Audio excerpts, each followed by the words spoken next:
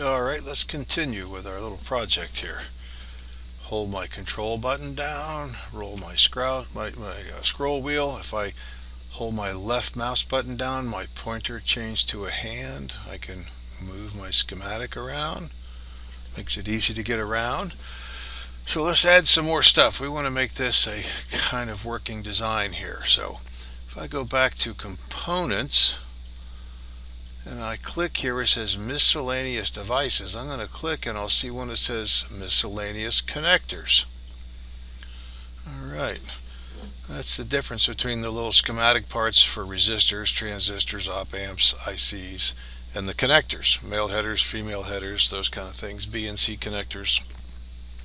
So let's place them. I am going to place a B and C connector.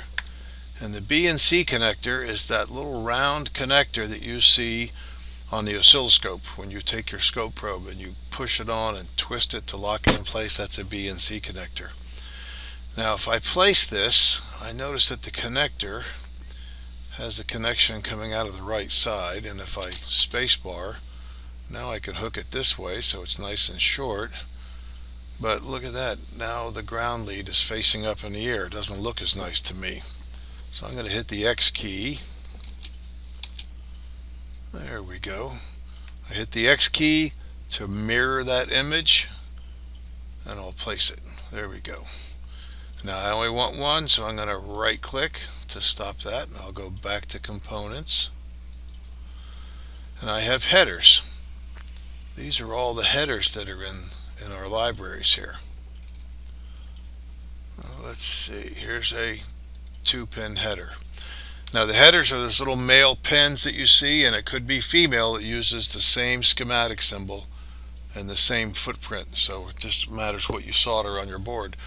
A 2-pin header could be very handy for my input, so I'll double click that guy and I'll rotate them, and let's see, I'd like the input to be on pin 1, so I hit the Y key this time. Again, I'm mirroring the image, mirror in the X direction or mirror in the Y direction. So now I have pin 1 on top. I'll place it here. I'll right click to stop placing parts. I'll go back to my components, and let's see, I want a 3-pin header. Now there's a 3-pin header and a 3H, and it's going to have the same schematic symbol. I'll use this 3H so we can see the difference, because you'll see there's also a 2-pin header here, and there'll be a 2H right here. So I'm going to take the 3H and double click, and you'll see the symbol. I'll just place it right up here. What we're going to see on the printed circuit board is when I have a part laying on the circuit board. Let's say here's a little circuit board, and I have parts laying on the circuit board. You see that these headers are facing up. The one that says H is going to be, instead of vertical, it's going to be horizontal, so the header will come up and bend and stick out like this. And we'll see that when it gets on the circuit board. When we look at the PCB, we'll see that in the footprint. Alright, so I place these on there, and I notice I have red squiggly lines, and it says P question, P question, P question. We already know what to do. We go to Tools, Annotate. We're going to annotate quietly. I have 3 updates. Boom, now I have P100, P101, and P102. Took care of that right away. That made it easy. So my parts are now annotated. I'm going to come up here and save all before the machine crashes and Bill Gates steals my project here and hauls it off, and I have to rebuild it all again. Now I want to connect some of these things together, and I want to place power ports. Well, that's going to be a different thing. So let's come up here, right there, place a ground power port. Well, look, when I place it there, the B and C thing is in the way. Now it will place, you see the X turns red. So I'm going to right click and not place it. I'm going to put my mouse over the B and C, hold the left button down, and move it. Move it out of the way. I'm probably going to want to do that up here too. Let's just move it out of the way. Alright, I'll go back to my power and say, alright, I want to put power ground right there. And I want ground here. And I'm going to want ground here, but I'm going to place it a little farther down. Very good. And I'll want to ground my non-inverting input, so I'll just place it here.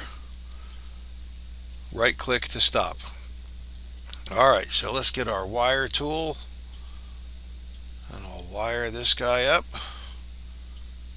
I'll wire that guy up. See how I get red X's when they're wiring in the right place? Now I could wire this across, and I could wire this across, but I'm going to show you another way to do that.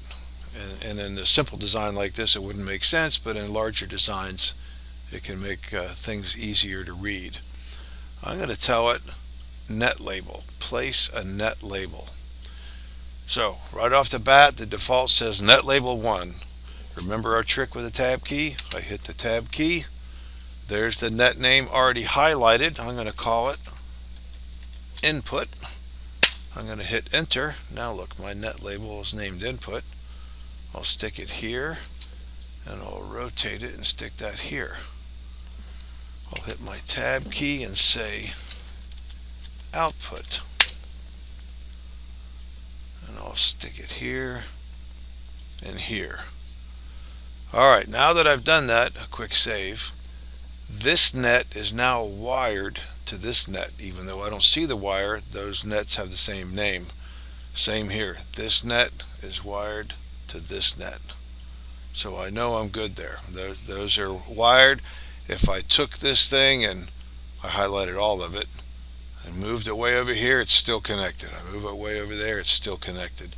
I can make a second sheet and place it over there, still be connected. I don't need the wire. Sometimes too many wires crossing gets hard to read. Often it makes more sense to use more sheets. So let's keep placing here. I'm going to hit the ground guy again. I'm going to tell it place power port tab right here. I'm going to put a bar, and I'm going to name it plus 5 volts. Hit enter. Alright, so now I have a plus 5 volts. I'll stick it over here, and maybe I want it to be right up there. Alright, I'm going to hit the tab key, and I'm going to edit that. I'll back up and I'll make that minus 5 volts. And I'll stick one of those over here.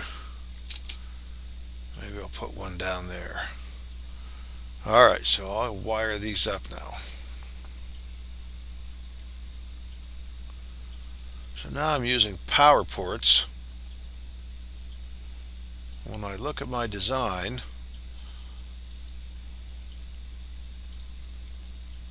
okay, I see I have a plus 5 volts coming in, ground minus 5 volts. I've powered my IC, plus 5, minus 5. I have inputs and outputs. I could come here to the P101 and go to the properties.